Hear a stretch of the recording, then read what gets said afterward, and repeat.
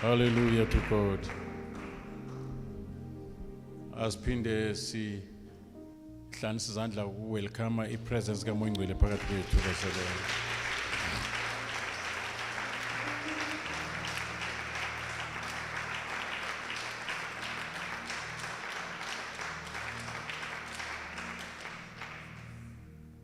Singahlala phansi bekhona inkosi bazalwane egameni likaJesu Kristu. Amen.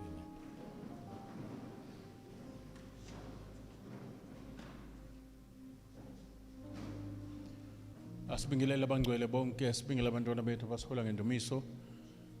Sibingelela ibandla lonke likaJesu Kristu. Sibingelela lo baba leadership and my darling wife egameni likaJesu Kristu waseNazaretha. Amen. Egameni lenkosi yethu Jesu. Amen. Sisemvuselelweni bazalwane, and I believe we've been praying and we are praying and we're still going to pray. Usingena esikhathini esihle kakhulu bazalwane. I believe with all my heart. Ungami ngobheka ubone ubheka isimo. No. God is doing something behind the scene. God is doing something in the spiritual dimensions. Hallelujah. Spiritually speaking, le ndawo igcwele, indawo okuhlala yikho,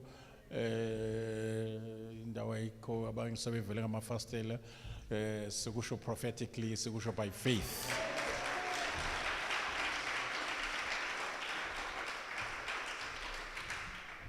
Bekufanele siqhubeke nesifundo bazalwane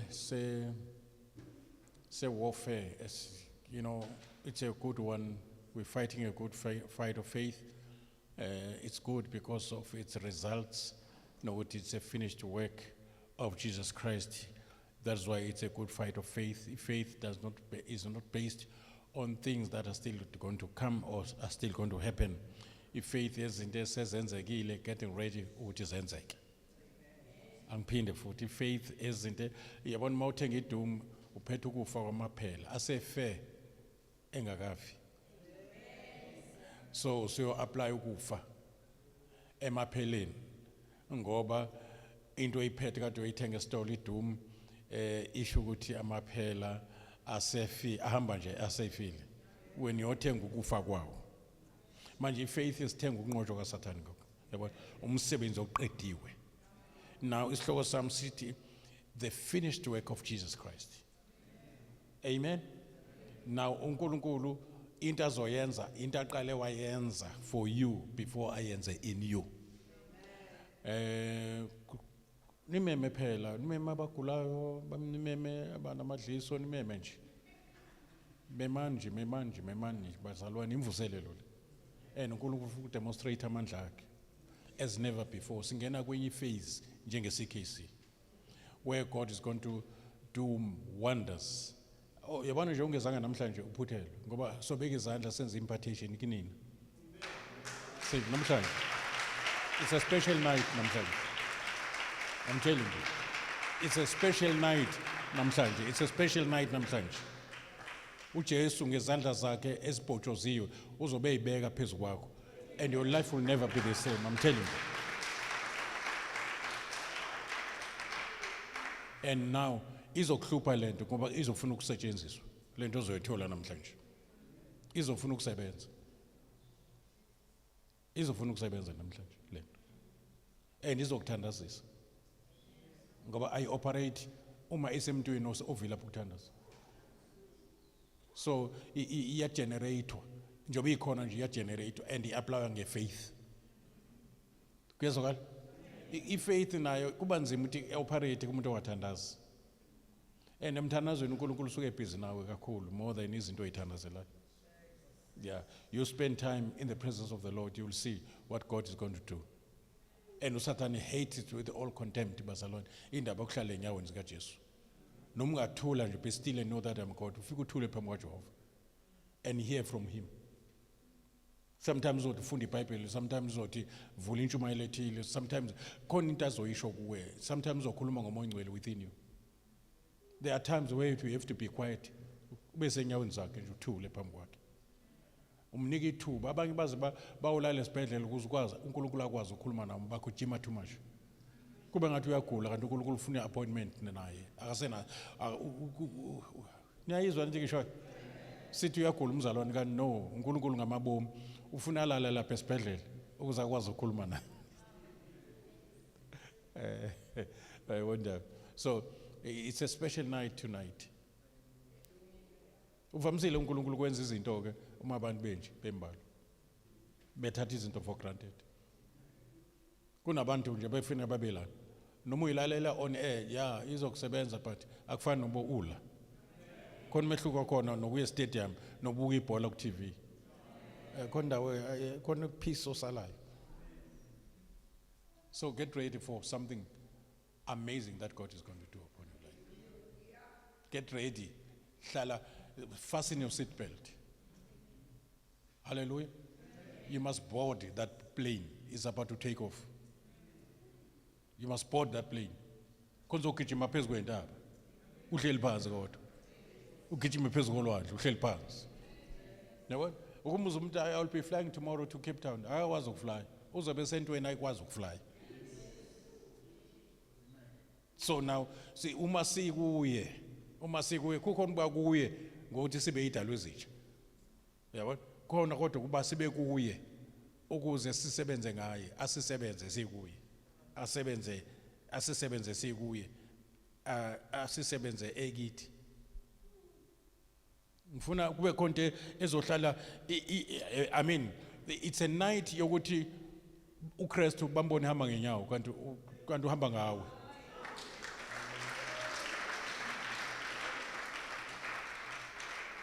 Yeah, and manje izofuna ulalele lento ngoba konke ezofuna uyenze. Izothi ngena kuleya muzi kuyagula. Uzoba ne word of knowledge, ube ne gift of miracles, gift of healing. Izinto ezokwenzeka. Mina ngizobeka isandla nje and uNkulunkulu uzobe sebheka i-desire of your heart. And uNkulunkulu akenqeni ukusebenzisa abantu abaphansi abangelutho. Izinto eziphansi ayisebenzisa. Are you ready for this? It's a special night for you, ever. It's a special night for you. I say it's a special night for you. Thank you.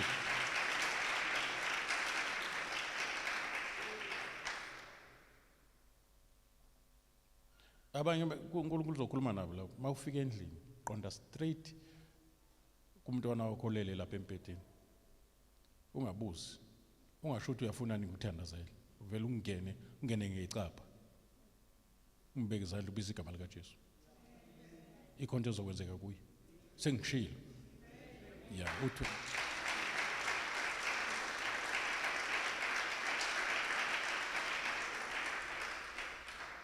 uNkulunkulu uyabona ukulangazelela nokulambela kwakho. Abeke basuka kude la. Kodwa bala. Lemvuselelo igama lakhona imvuselelo. Busisiwe le ndawo ukuthi kube khona imvuselelo enjengale. Ngicela ubuke ube nombono ukuzibona uyisotsha enkambini. Lapho ufundisa ukuphatha iAK47 la. Uthi isetshenziswa kanjani? Kuzoduma izulu. Isihoko soba empty. Mangithi isihoko soba empty ngisho ukuthi kunabantu abasindisiwe bese babelwe ngongakholwa kwabo ukuthi bayisihokweni. Ngenxa yabo bezuzeka bebona amandla ngoba it's the season of the demonstration of the power of God ever seen. Even kule ndawo into yakade yagcina ukuthi kubonakala uNkulunkulu esebenza and into ezoba surprise uzosebenza ngabantu abajwayelekile kodwa enza izinto eze-extraordinary ngabantu ababuka we-ordinary abanye bawo bama-maid uthi uNkulunkulu enza ngizokugcina ngizothula umoya wami phezu kwenyama yonke. Your sons and daughters shall prophesy. Amen. And your sons, your old men shall dream dreams, and your sons will see vision. And your handmaid, you see, will prophesy. So uNkulunkulu usebenza ngezandla noma ngabantu ababukeka bephansi. I am boasting your faith. I'm injecting faith kaNkulunkulu kuwe, not yabantu. The God kind of faith. ubelieve kuvaliwe uthi kuzovuleka. Ungagcini lapho uthi asibonge sekuvulekile, kungakavuleki. Uzoba ne-faith and a boldness, no fear anymore, no frustration, no anxiety. There's no room for those things, no fear, no anxiety, no disappointment, no depression, nothing. If faith ela kuwe iqala ngawe, izoqala kuwena, iqala kuwena, ishanela kwasana. Before isebenze ngawe, uzofika endlini kubophene. Abantu bakhona besetshenziswe ngemithi enzima. Kuqabuka ibopho makufika wena. Sengishilo I prophesy over you. Qabuka ibopho. Ube nesibindi. Cishe ngathi ube nesibindi njengomthakathi, kodwa ube nesibindi, ube ne-confidence ngento oyiphethe. Umoya Ngcwele uthi baya kuzo and ba ready. Uyangitshela umoya Ngcwele uthi yibo laba kade ngibafune, bengilinde bona labo bakhona. Yeah. And uNkulunkulu is giving you the keys. Lalelani bazalwane. He's giving you the keys. Okubopha emhlabeni nasezulwini kuyaboshwa. He's giving you the authority yokuvula uvale. I say umoya Ngcwele is ready for a word. Umoya Ngcwele why ready for a word from an angel. Ukuze uMaria akhulelwe. Ngoba uMaria uyabuza ukuthi lento oyishoyo ngilosi izokwenza kanjani. Uthi uNkulunkulu uzoba phezulu kwakho nami, umoya Ngcwele uzoba phezulu kwakho, namandla uphezulu konke akusibekele. Ungamlahli umkakho Josepha ngoba lokho akukhulelwe kungomoya Ngcwele. So umoya Ngcwele uyalilinda izwi lishunyayelwe noma lifundiswe ebese operator phezulu kwezwi. Namanje umoya Ngcwele umazonzo phezulu kwenu. Is receiving lento engisho kini. Ngoba uyena ozoyenza ibe yinto eyenzakalayo. Wena be flexible, thambela izandla zikamoya Ngcwele. It's not about you. uMaria wayengeka akhulelwe without a man. Kodwa wakhulelwa without a man by the power of the Holy Spirit. Ekhulelwa uJesu owafika engulizwi likaNkulunkulu. So ingilosi ifike nezwi as a messenger. Iphethe ulizwi. So ulizwi ukuze abe ingane ebonwa ngamehlo encelayo biologically ibonakala ibe umuntu phakathi kwabantu umsebenzi kaMoya Ngcwele. And then the word became flesh. The word of God, the creator of the universe, became like a little child. So uNkulunkulu izwi elwa phezulu kwakho, uMoya Ngcwele uzokwenza ube conceived, ube pregnant. And then lento engcwele ezosindisa abantu izozalwa lapha kuwe.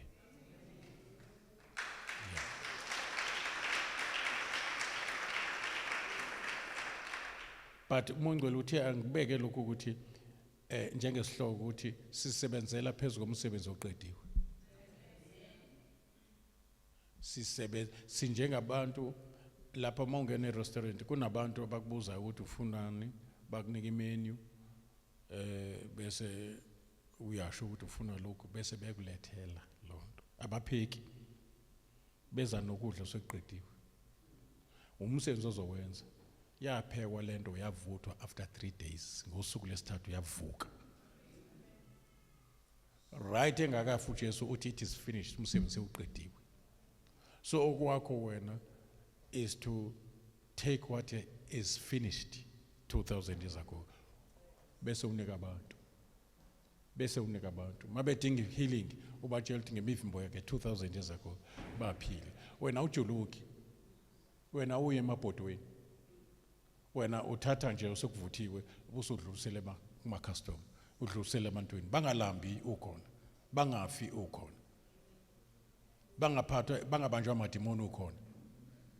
Wena okwakho ukuhambisa ukunqotshwa kaSathane nokukhishwa amadimoni akhishwa uJesu uqala ewakhiphela ukuze sikwazi ukwakhipha. Wafa esiphambanweni wenza umsebenzi omkhulu. Now lapha encwadini kaJohn chapter 19 kunendawo ngiyithandayo lapha. Ngithe uMoya Ngcwele uzokwehlisela ugcobo lokuba i-agent yomsebenzi oqediwe, the finished work.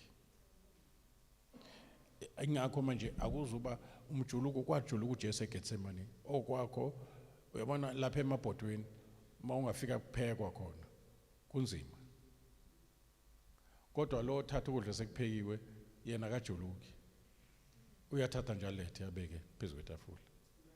Manje nathi sizothatha ekudleni esekuvuthiwe, asiqali phansi. Nikhona abazalwane? Ukuvuthiwe ukuthethelwa kwezono, ukudla okuvuthiwe lokho. Kuvuthiwe ukuphila kwabantu ezifweni zabo, ukudla okuvuthiwe. Kuvuthiwe ukusindiswa kwabantu esiqalekisweni somthetho nasesiqalekisweni semindeni, ama-generations. Wena ufika nomsebenzi oqediwe. Labantu basetshenzwe bengekho ukuze basetshenzwe sebekhona. Angani maniyezwe nethi ngisho. Basetshenzwe 2000 years bengakazalwa ukuze basetshenzwe uNkulunkulu esesebenza ngawe kubo. Confirma noma fulfilla noma ngizoyibeka kanjani lento, manifesta, enza izinto ezobonwa amehlo, kodwa lento iphuma emsebenzini owaqedwa amehlo angazange akubona, iso lingazange likubona. Izinto uNkulunkulu ayilungiselela abamthandayo. Manje kulungisiwe ezulwini, sekuqediwe ezulwini, sekuphekiwe, manje sekufuneke kuphakiwe, manje sekufuneka abantu abazo-ubarizer, i-altar selikhokhelwe. Sekufuneka lento odiwe makuyi Uber Eats ithathwe isiwe kubanikazi bayo. Unkosi wami nikhona yini? Njengoba behamba behla benyuka nje abantu begcwele emathaveni, izono zabo kade zathethelelwa. Abezuthethelelwa ngoba becela, baqale bathethelelwa bengakaceli. Into ezaba esesogweni ungakwamkeli ukuthethelelwa kwezono ngongakholwa. That's it. Umbeke izandla futhi ubuso uhamba ekhaya njengoJesu ekhuluma nomkhiwane. Azange awulinde ukuthi amehla azabona, wawukhuluma washiya kanjalo. Mabebuya bedlula ngakhona ngakusasa kwamangala abantu, wayithulela nje uJesu wathi wena umangala manje engathi usho njalo, wena umangala manje mina ngibona izolo ukuthi sakonakele. Ube nefaith yokukhuluma uhambe. Uthi ngiyozwa ngawe mina sengiqedile ngoba uphezulu komsebenzi oqediwe. Musuqala into, musuqala phansi seqediwe. Ngithini manje? Musucwecwa amazambane, ukudla sekusetafuleni. Manje uNkulunkulu ukhipha abantu ke namhlanje. Abazofika ngesikhathi umuntu esathi awu kodwa mntanami uthi uNkulunkulu khonta akayenza kimi, ubusuthi seke waqedwa manje. Ya sengizokutshela indaba ezinhle. Hawu mawufika umuntu hawu mina ngimoni ayi mina sengimoshe kakhulu, uthi kahleke izono zakho sezaxolelwa. Ngize ne good news, ngize ne report. Hallelujah. Kuzophuma abantu la abaphethe report. Ethi ungabusakhala sikhona sonke, ungabusayibulala. Abantu abazophuma njengosawuti. Abantu abazophuma njengokukhanya. Ngine feeling strong ukuthi yabona nje bangikhuluma manje, I'm so excited bazalwane ngoba ngibona each and every umzalwane, ngibona ngathi kulenga imphefumulo ezosindiswa ngaye la. Imphefumulo ezosinda ngaye. Abantu abazophila ngawe. I'm telling you. Uzothi nje ungathi ubuza impilo, uthi yazi uJesu uyaphila. Kade umuntu engenandaba noJesu, kodwa mase khuluma wena kuma ngathi khonto embambayo. Alalele ukuthi kuthiwani into angayifuni ayilalele ngoba uyigcotshelwa. Ya uyo namhlanje uzogcotshelwa ukuvula la kuvalwe khona.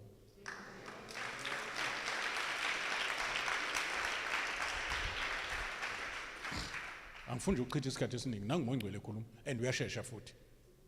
Tshela makhelwane wenze kahle, uyabona uyenze kahle. So yeah. And ungayithathi ngokujwayela ungasho ukuthi hayi kudala kokwenziwe. No, this is a special night. This one. Angisho ukuthi amanye ezinye inkonzo bezinjalo, kodwa be careful uNkulunkulu ba nosuku lwakhe.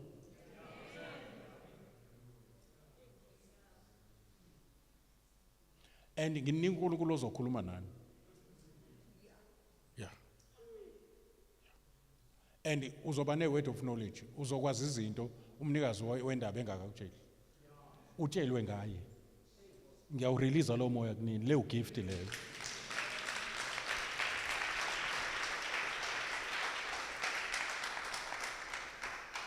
Thank you, Jesus. Hallelujah to God. Yeah. Yo. Manje bobaba ngazothiwa lento. I-faith conference nje inkinga yodwa kuzokwenziwa njani? Indawo ayikho. And into uNkulunkulu before the end of this year, uNkulunkulu seqalile bayangena abantu baseVerulam. Baseza ngobuningi babo.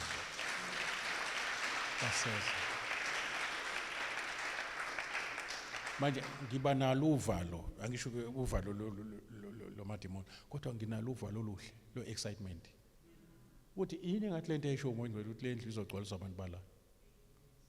It's becoming a reality. Yeah, uma uJesu sazodelay ukubuya, asifuneni indawo. Ngoba le izogcwaliswa abantu bala. Baze bavele ngamafastela. And into ezobadonsa, into yokuqala ezokwenzeka ukuthi ibandla livuke emaqandeni. Yeah, arise and shine, for the light has come. The light has come. uNkulunkulu is going to, as ngikubeka izandla, there's going to be a shining light. Yeah, and you may not see it with your naked eyes, but amadimoni azokubona. Ngesikhathi uhamba kuzoba ngathi uhamba ilambe lemhlophe. Yeah, and the glory of God has risen upon you. And lift up your eyes. See, nations are coming to your light. And kings, abaphathi bendawo, amakhansela, they are coming to your glory. They see the glory of God upon you.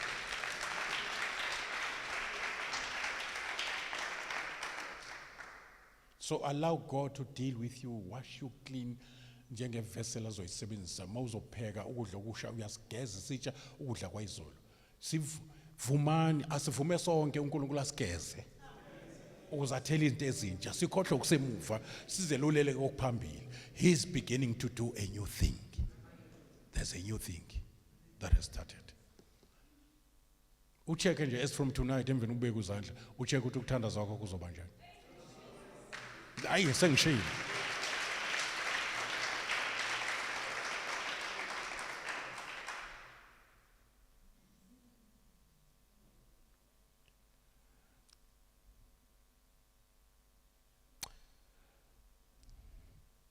It is finished. That is the word of Jesus in John 19 verse 30. It is finished. Which means he declares that the work of redemption, the purpose for which he came, was fully completed. Bebona yakhiwe le ndlu yakhiwa bese ngeke sikwazi ukungena kuyo until it was finished. Lokho kwasinika ilungelo ukuthi singangena senze yonke into kuyona ngoba it is the finished work ukwakhiwa kwalendlu. Manje noNkulunkulu uthuma uJesu Kristu ukuba eze emhlabeni azokwenza umsebenzi omkhulu. Waqanjwa igama ukuthi uyosindisa abantu ezonweni zabo.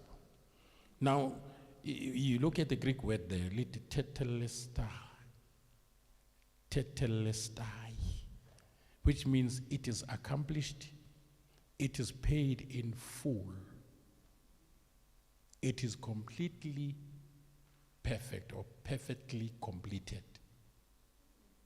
It's something ongafanele manje wenza okunye sekuphelele. The price has been fully paid for our healing, for the forgiveness of sins, for eternal life, for reconciliation pathway. It has been fully paid. Asisenaqala kuNkulunkulu ngenxa yezono zethu, we had to pay ourselves ngokudonsa isentence ka-eternity. But now the price has been fully paid. We've been fully redeemed as depositwanga sithengiwe. Full kwathi akuthengwanga thina sathengelwa sathengela ukuthethelelwa kwezono, sathengela ukuphiliswa kwezifo. It has been fully paid for.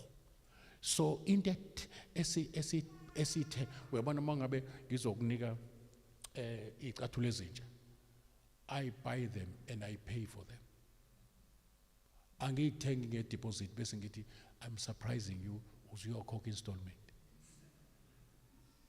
Ngani manilelele ukuthethelelwa nokuphila ezifweni nokuchithwa kwemisebenzi kaSathane. Lithi iBhayibheli 1 John chapter 3 verse 8 uvusiwe uKristu ukuba ichithe yonke imisebenzi kaSathane. So thina sesingama agents of the finished work. Sesingo Uber Eats. Sihambisela abantu ukudla sokuvuthiwe. Sihambisela abantu impiliso sebephilile bengakaphili. Ayinkosi yami sebethethelele bengakaliceli ukuthethelelwa. Okwabo ukuvuma isivumo esingcwele. Bavume bathi amen. Ngoba bano amun, uamun usho faith. Uamen usho uthi so be it. Akube njengoba uNkulunkulu esho. Uma ethi ngiphilisiwe akube njalo kunjalo, so be it. It's the finished work. Umsebenzi oqediwe ongasafuneka siwukhokhele. Ngani manje nezwe lento engishoyo. Yeah, sizohamba as those agents. Uzobona isimanga abantu bedlulisa ubufakazi bezinto ezinkulu kungene wena. Ya ngena nje ube right. Ube right. And ube ne confidence. Uthi ngifike noNkulunkulu wami umsebenzi oqediwe. Sekuphelele tetelestai. The price has been fully paid.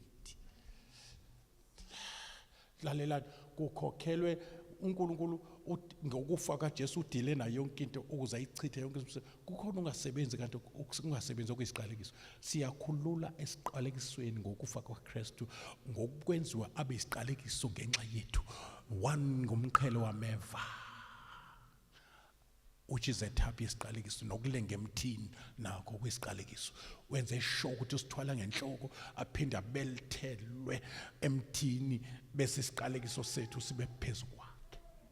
Futhi kwangabethelwa yena kwakubethelwa isiqalekiso ngokubethelwa kwakhe. Ngoba wenziwa isiqalekiso ukuze akwazi ukubetheleka. Iziqalekiso zinamathele emthini zingakwazi ukuzakithi. Manje wena uzofika abantu bephezulu kwesiqalekiso bese uyasicaphuna usibuyisele esiphambanweni. Athasa. Nikhona nonke bazalwane? Ya uthola ukuthi akulungile utho la ekhaya kwa umkhulu wayeinto ethini mhlambe umthakathi noma yini lento ayiyo wathengisa ngama generations ezemva kwakho. Wena uyawalanda ngamandla kaJesu ngoba alandiwe ngegazi kaJesu. Uyawalanda. Thank you Jesus. Obani bathi siyakuzwa moya ngcwele. Yeah, so bekuzanda nje manje masiqeda la. Yabo. So uJesu Kristu uze ake sibambe kanje. Did you know ukuthi uJesu Kristu uze emhlabeni phezulu komsebenzi oqediwe? Singisho yena ke. Ngifuna sibambe lento. Le ndawo indawo engibusisayo engiyikhuluma njalo abangilalelayo bayazi. uJesu Kristu akafikelanga phezulu komsebenzi uzoqala ngaye. Uze phezulu komsebenzi oqala uyise kodwa ewenza ngaye futhi engakaye sibelethweni sentombazana. Hayi, tshela makhelwane lalela ke konke ezayo ezokhuluma la. Lalelisisa ke manje. Ifunde kahle incwadi kaIsaiah 53 uyilalele. Ikhuluma ngomsebenzi oqediwe. Isi report already. Kodwa kusasele 700 years uJesu azana. Usezosebenza phezulu komsebenzi oqediwe. Uqedwe phi emazulwini. Manje uJesu uzomanifesta phezulu komhlaba. Usebenza phezulu komsebenzi oqediwe. Ngiyaqala ukuyikhuluma ke angaze ngisho into nje. Bengisho ngendlela kodwa angaze ngisho nje. Kuthi nokufika kaJesu emhlabeni esakhala eseyingane kukhala ingane esiyaqale yafa ingakabi semzimbeni. Awuthi ngime kanje. All right. Awufundela ake sifundele kuMatthew chapter 8 masinyane ngoba manje angifuni ukulokhu uthatha isikhathi osiyami. Jesu. Nangumongcwele eveza izinto. Tshela makhelwane nangumongcwele eveza izinto. Matthew chapter 8. Now uJesu niyakhumbula ngiyikhuluma le ndaba ukuthi uJesu mayiphuma entabeni kade eqeda ukufundisa abafundi bakhe mawufunda Matthew chapter 5, 6 and 7 usentabeni uJesu lapho. Matthew chapter 5, 6 and 7 izahluko eziwu3 usentabeni uyafundisa. Masingena ku chapter 8 nangu uJesu ehla. Nikhona abazalwane? Yeah. When he was come down in English, it's a King James version. When he was come down from the mountain, great multitude followed him. And behold, there came a leper and worshiped him, saying, Lord, if you will, you can make me clean. All right. And then Jesus said, I will be clean. Immediately. Immediately. Yeah, leprosy. He was cleansed from leprosy. Then mawuqhubeka ke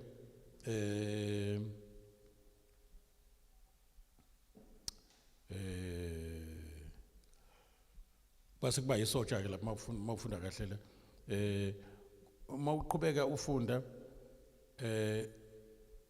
uverse 14 sibona uJesu futhi eqhubeka nomsebenzi. Then when Jesus was come into Peter's house uphilisa ke la umkhwekazi kaPetru.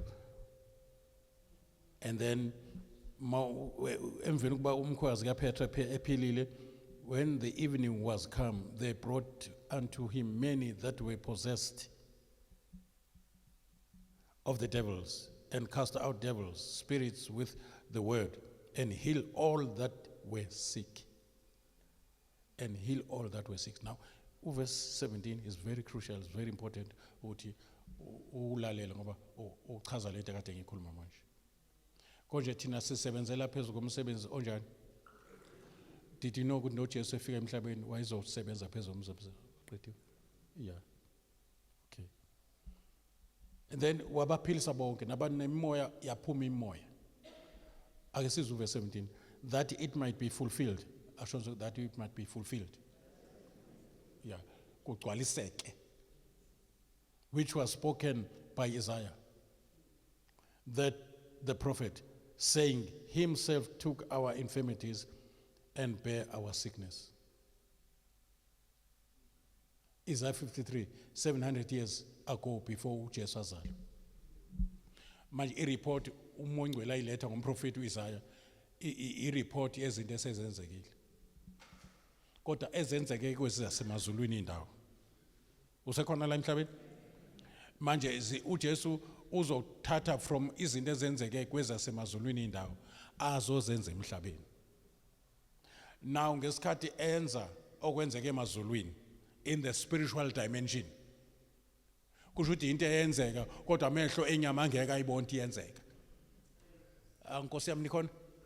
Yeah, lento kaJesu uJesu akaqalanga ngokufa physical kubona ngamehlo abantu bembuka ebethele esiphambanweni. Waqala ukubethela from the foundations of the world, not from creation. Lalelani.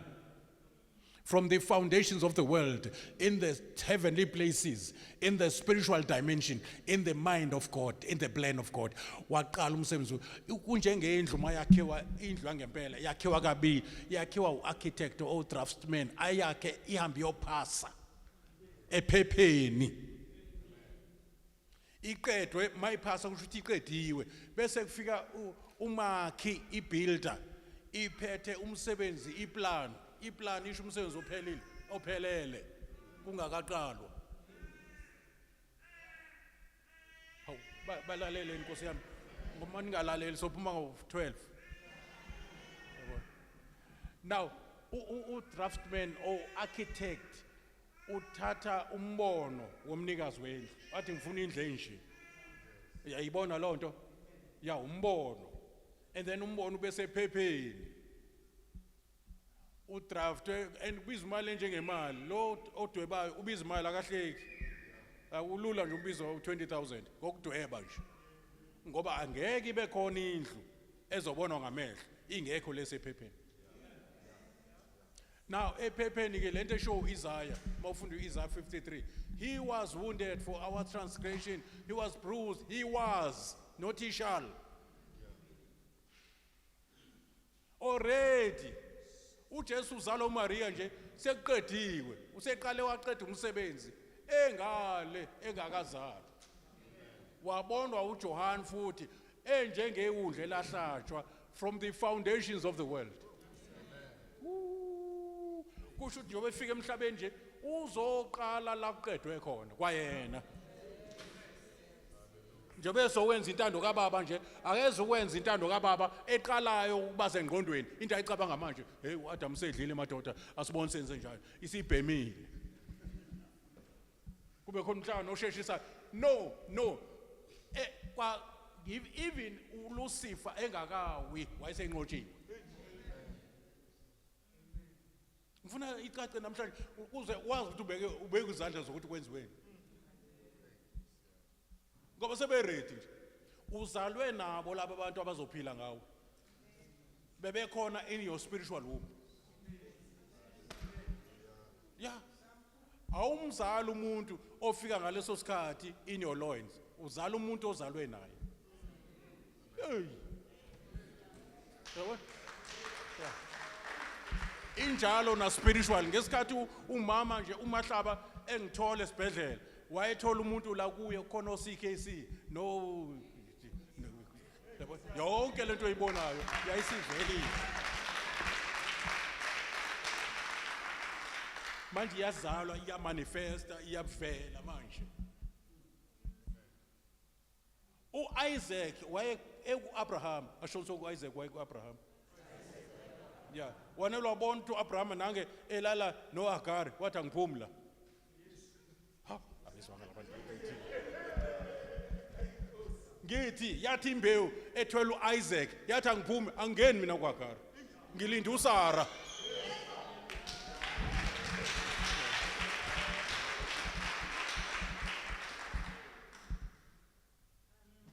Ngoba futhi intaba enkulu la ku-Isaac ophakade ku-Abraham in a form of a sperm cell. Sathula salinde ukuthi uAbraham azahlane noSara njengoba kusho isiprofeti. Next year this time your wife at the age of 90 will be having a son. Yaveva lapha imbewu ewu-Isaac yathi sekusikhathi sami sokuphuma ke manje. Naye akazenzi wenziwa ukuthi la kuye kukhona isithembiso. And isithembiso uJesu. Uzophuma la. Njengoba ephuma ethi purukutshu eyongena kuSara, uSara ikhulelwa. Nikhona nonke? Angeni nje uIsaac, ngena uJesu oyisizukulwane esizayo ozophuma la kuIsaac kwigenealogy la. Awuzalwanga nje noma ngabe wazalwa uma wakhe edlwengula noma niyoganga kwaphuma wena.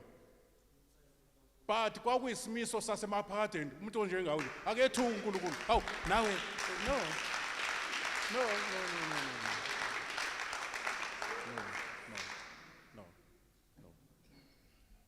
uIshmael esekuAbraham uIshmael vele. Nangizwa?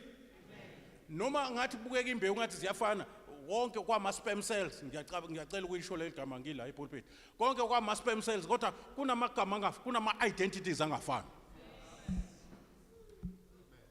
Isperms esiphethe uIsaac asingakazona. Siyambona uIsaac uAbraham eyohlangana nesiqila eyohlangana nemaid ngemvume kaSara. Kuthi ngoba sibathola abantwana hamba uyothola umntwana. Hawu wapora ukutshela uIshmael ngena phakathi. Wathi uIsaac yasami isikhathi engathi ngiyamuzwa ethi uNkulunkulu ethi hey unganyakazi wena. Ngoba indodana yami uJesu Kristu uzoqhamuka la kuwena. Ungangilokothi. Wayithulela noIsaac wemaceleni ngoba la kuyena kukhona uJacob la kuIsaac. EkuAbraham njalo. Lapha kuJacob ekhona uLevi. Okuzophuma abapriest kuyena. Lapha kuJacob ekhona uJuda okuzophuma uJesu kuyena. Bonke bala kuAbraham. njengoba ulana nje awuhambi wedwa uhamba spiritually uhamba nemphefumulo ezosinthwa ngawo sengitshela wena sengakutshela ke sengakutshela ke manje sengakutshela ke manje sengakutshela ke manje ngikutshela nje uNkulunkulu etshela uSara waziwahleka ingakho igama lithi Isaac lisho uhleko mvumela uNkulunkulu akutshela insumansumane into oyibuza ukuthi izokwenzeka kanjani uNkulunkulu is getting ready are you here it's getting ready avail yourself right now say here am I Lord malibonge igama lenkosi yes now uJesu la so ubeke izandla that evening kwakusebusuku njengala manje came was when the evening was come they brought unto him many many that were possessed of the devils that he cast out the spirits with his word and healed all that were sick that it might be fulfilled which was spoken by Isaiah the prophet saying himself took our infirmities and bare meaning carried our sicknesses kukhulunywa ngomuntu ongakazalwa kodwa usethwale izifo zethu kusho ukuthi kukhulunywa ngento engaka manifest ngoba nalozo zalo uJesu wayengakazalwa ngaleso sikhathi kodwa already uJesu waseqalile ukusebenza kwezasemazulwini indawo manje njobe ezemhlabeni uzosebenza phezulu komsebenzi awenza engakayi kuMaria ngoba noMaria kuthiwa unto us the child is born kuthi bese kuthiwa intombi yokhulelwa izalo igama lalo mntwana kokuthiwa uEmmanuel prophecy ne-history at the same time history ithi unto us the child is born uMaria usezele njalo kodwa uMaria akakazalwa kodwa usezele umuntu and lo muntu usazozalwa njengoba ezelwe nje nikona ukuze kugcwaliseke ukuthi nayo intombi ngempela izala indodana kodwa kuthiwa the child is born bese kuthiwa intombi yokhulelwa kusho ukuthi intombi ezokhulelwa iyumphumela wentombi esikhulelwe yazala buza makhelwane uyayizwa lento manje imiss call uMongcwele uzonisiza nika indlebe yokuzwa lento engisho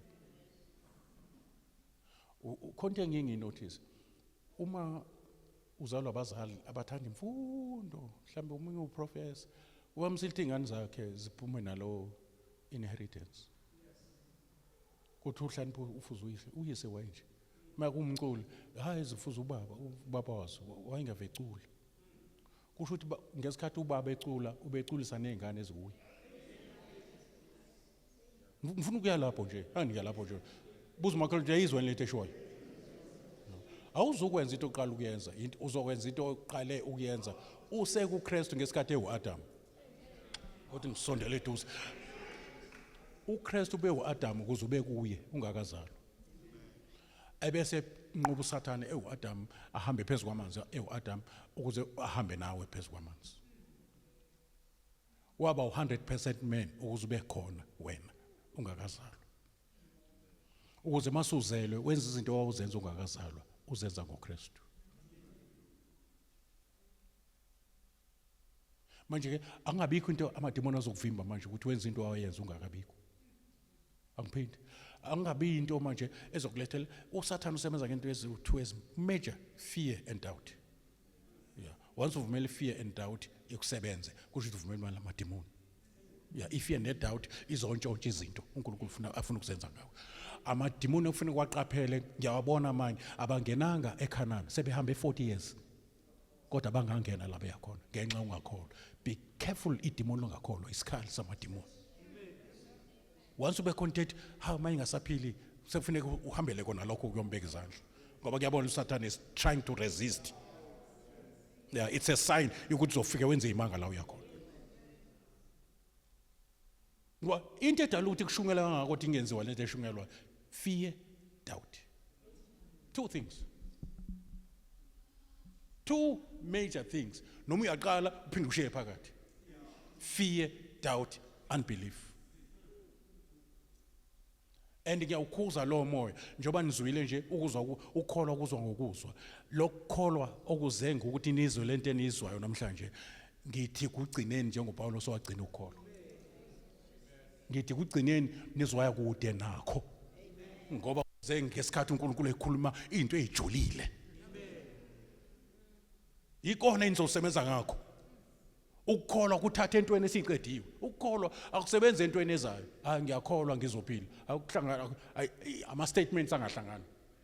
Makuwathi ngiyakholwa kufanele ukuthi ngiphilile. Makuwathi ngizokho kusho ukuthi ngiyethemba. Kodwa uma uthi ngiyakholwa kufanele wazi ukuthi usukhuluma istatement somsebenzi oqediwe.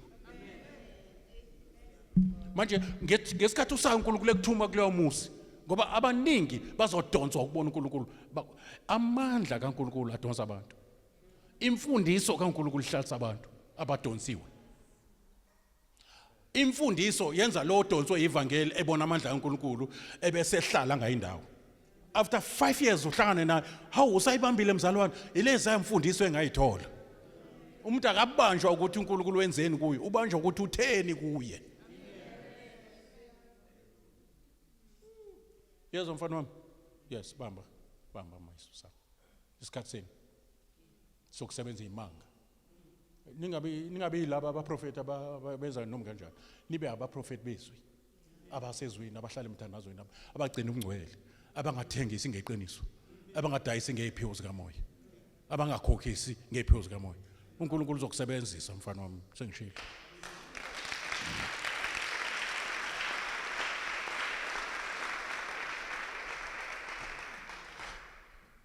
Iyacaca le ngisho.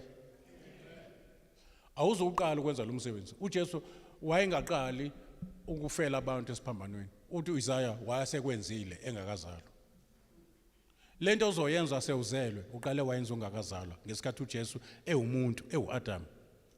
Ngesikhathi ewuAdam ezalwa uMaria encela njengabantu bonke, kanti uNkulunkulu umthetho wakhe.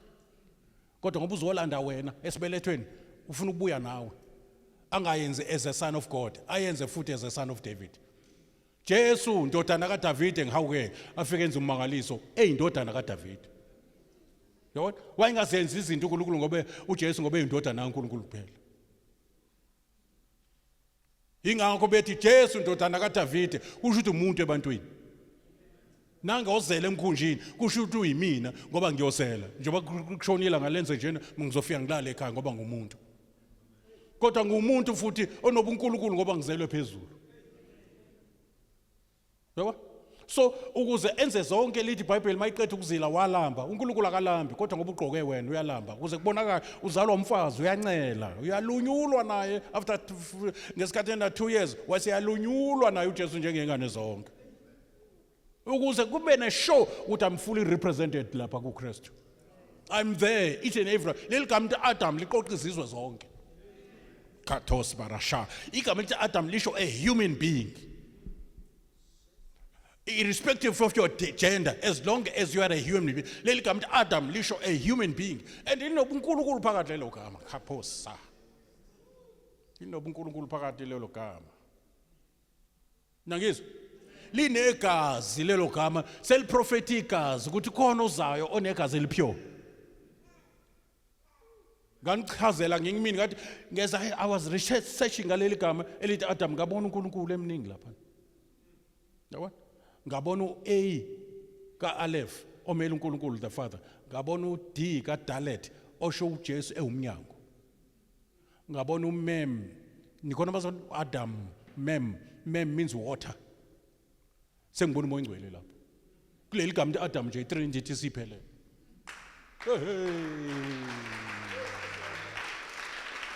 Kuleli gama elithi Adam wayengeke phela liqoka uJesu lelo gama. Wayengeke liqoke. Wayiqoka ubuthathu bonke bukaNkulunkulu.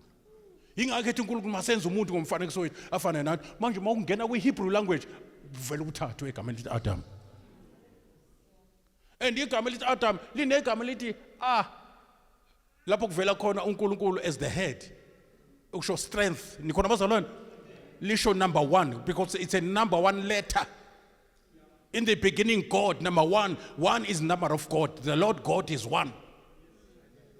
And then bese ukuthi le part yegcine ekuthiwa Adam, isho the blood. Which means leli gama Adam lisho the blood of God. Meaning the blood of Jesus. Hey, Jesus Christ. Already, glory to Jesus. The blood of God was already prophesied. Egameni lithi Adam. Kodwa uNkulunkulu wakhetha ukuthi leli gama Adam eliprofeta ngokuthi kuze igazi likaNkulunkulu. Ngoba igazi lomntwana aliphumi kumuntu wesifazane, liphuma embewini yomuntu wesilisa. Manje uMaria akayazi indoda, kodwa useyikhulelwe. Livele phi igazi? Livele from the word of God, from God. The word of God was a seed eyangena kuMaria, wakhulelwa ngeseed of the word. And that word became flesh, meaning he took the form of a man. uNkulunkulu engulizwi, uNkulunkulu wayekhona eqaleni engulizwi, izinto zonke zavela ngaye, wadala izwi nomhlaba, nalesibeletha ngena kuso ungena entweni edalo yena. Uyangizwa lento engisho? Ungena into edalo yena.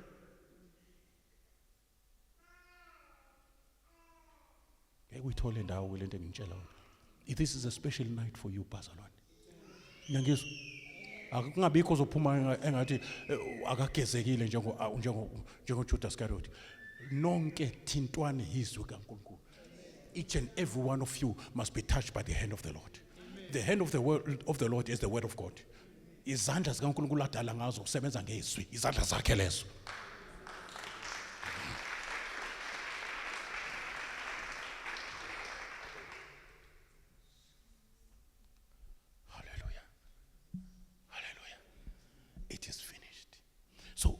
Uthunywa uze emhlabeni nje uthunywa ubaba uJesu. Nangizwa bazalwane. Enjobe emthuma nje akamthuma egenqeza. Umthuma with a mission. With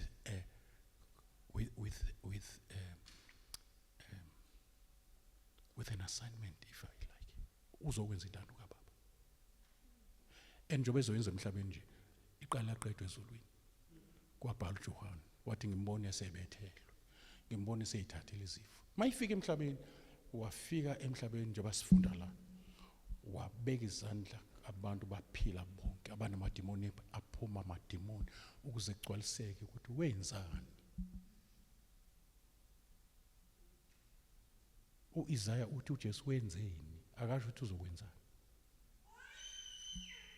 Nangizwa? Uzithabathela kuye izifo zethu, wasithabathela kuye izono zethu. Kusho Isaiah, history, history, a prophecy at the same time. So uJesu ufika nje esena 30 years eseqala ukwenza umsebenzi, wenza umsebenzi phezulu komsebenzi oqediwe. Ngifuna sibambele indawo ethi asothi masithandaza. Lento kufuneke ibe ne-meaning, ichazwe. Why uNkulunkulu athi intando yakho mayenzeke kuphi? Kanjani? uJesu ngesikhathi ezokwenza intando kaBaba emhlabeni njengoba ethunyiwe kuzokwenza intando kaBaba, wayivela phi? Kusho nje bevule ezulwini, kusho ukuthi intando ayiphethe iphuma blind nayo. Yeah, kufuneka iqale khona qala. Umhlaba awuqualify ukuthi wenziwe intando kaNkulunkulu kuwo ingakaqala ezulwini. Sengisho intando kaNkulunkulu ngomhlaba, kufuneka iqale ezulwini. Noma ngayona yasezulwini, kodwa umnikazi wayo eyakhe le ntando. Kodwa yakhelwe umhlaba. Umhlaba udinga healing. Umhlaba udinga ukukhishwa izulu. Alidinga healing, alidinga ukukhishwa madimoni. Alidinga izulu, ingilosi azidinga ukuyelwa esiphambanweni. Abantu abadinga ukuyelwa esiphambanweni yilabo abantu abonela phezansi, bonelwa uyise uAdam, bona bonke. Basilalelwa inkazimulo kaNkulunkulu. Yeah, but intando kaNkulunkulu ngomhlaba iqala ezulwini. Ingakho ethi kuJeremiah, I know the plans, ngishilo ngeplan. I know the plans. So iplan ke uma une plan noma unesithembiso uyasigcwalisa. Uma une business plan kufika yona qala lingakafiki ibusiness. Ngoba i-business plan i-business li-operator kodwa lise planning. So mawuzoba nebhizinisi engasuka umphansi engayizowa noma kanjani, qala ngebusiness plan. So uNkulunkulu iplan yakhe ayifani nethu. Iplan yakhe imicabango yakhe, intando yakhe, izinto ezenzeka zingakenzeki. Mfuna sibambe lapha intando kaNkulunkulu. Mfuna ingakho uAbraham wayikhetha lo vision, wayikhetha le ngqondo kaNkulunkulu. Waqala ukubonga uNkulunkulu based on isethembiso. Angiphinde waqala ukubonga uAbraham ebonga uNkulunkulu. Ithemba lingekho ngamehlo asemhlabeni. Kodwa wabonga ngoba ubonga based, ubonga lento esho uNkulunkulu uyabona ingane zakho zingakanani. Bheka inkanyezi bala zona ingane zakho lezi. Akabena akazibuka njengeinkanyezi wabuka njengezingane. Musubuka inkanyezi ubona inkanyezi. Bheka inkanyezi busubona ingane zakho. Uyiba nazo ungakabi nazo. Ifaith isebenza kanjalo. Nangizwa yiba nezingane ungabi nazo khona uzoba nazo. Ishoni yiba nazo ungakabi nazo khona uzoba nazo. Ngoba ufuza uyihlo ubizinto ezingekho njengento ezikhona. Njengoba ethi akabuka inkanyezi uNkulunkulu uAbraham vele usenezingane ezigcwele inkanyezi. Umfazi isibeletho sisavaliwe njalo kodwa lo mfazi usenezingane nazi zigcwele inkanyezi. Asimfuze kanjalo uNkulunkulu. Ezinye izinto asenzeki bazalwane uma imbewu yazo ingekho ungacabanga ukuthi uma ungatshalanga ngoba ulimile ensimini wachelela akuzomila lonto. No, tshala imbewu. Imbewu into ezomila kodwa isiqale yabakhona ingakamili. Angiphinde lembewu ithwele isihlahla makuwukuthi isihlahla nezithelo zakhona zila imbewu. Yonke into ozoyidinga nezoqhamuka isembewini. Manje imbewu kufanele ibe semhlabathini ukuziqala ukoperate. Imbewu kaNkulunkulu izwi kaNkulunkulu lisho izinto eziphakathi zoNkulunkulu aphezona sephelele. Sekufanele zithinta inhlabathi ukuze zigerminate.